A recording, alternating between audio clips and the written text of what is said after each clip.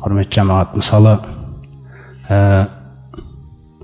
бір қарапайым адамға бүйтіп жымиып қарай алмай қаласыз. бір намазхан өзіңіздің бауырыңыз, оған дұрыс жымиып амандаса алмай қаласыз да. Бірақ бір дөкей бір адам келсе, жүгіріп барып амандасасыз. Осы нәрседе таухид бар ма? Не нәрсе бұл? Бұл жерде серік қосу жоқ па? Серік қосудың, құрметті жамағат, осындай құпия түрлері бар да. Не сен ана жаққа сөйтіп жүгіртіп барған? Не нәрсе ол? Мына жақта Алла үшін жүгірмегенсің сен ешқашан алай. Көрдіңіз ба? Немесе бір көшеде таксимен келе жатып, бір жағандай қыздар тұрып қалды ма екен? Әркімнің бойында кездесе беретін дерт қой. Қарындас, апарып тастайын, қай жаққа барасыз деген нәрсе болып қалса, әйеліңе ешқашан айтпағансың өйтіп. Не ол? Не сізді қимылдатып отқан? Осының барлығы серік қосуға жата ма, жатпай ма? Пайғамбарымыз жатады дейді бұл.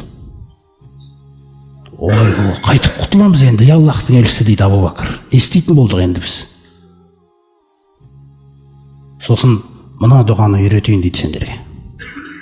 Әрдайым сондай қылықты өздеріңнен бір байқамай қалсаңдар да, байқап қалсаңдар да, қорқып кетсеңдер де осындай.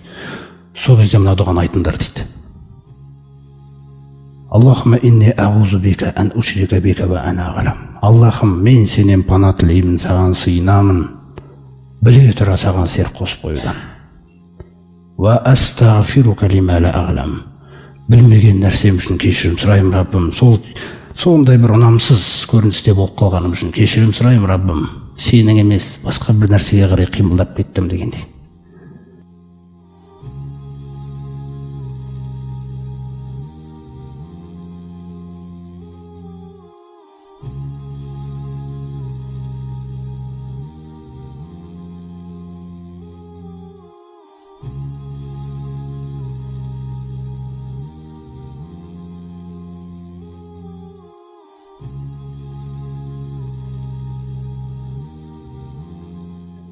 Бұл дұғаны пайғамбарымыз таңертеңде кешке де айтатын.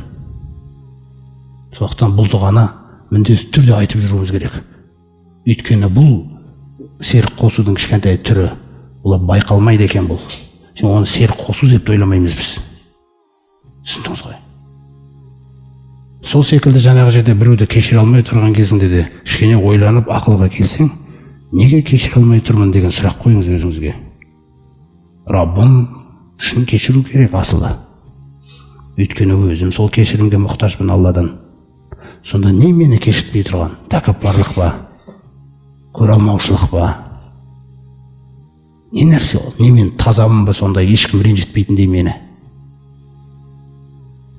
Не нәрсе? Ойланып алсаңыз, сол жерде кешіре саласыз. Өйткені біз де кейбір кездерде ақылмен істемейміз көп нәрсені.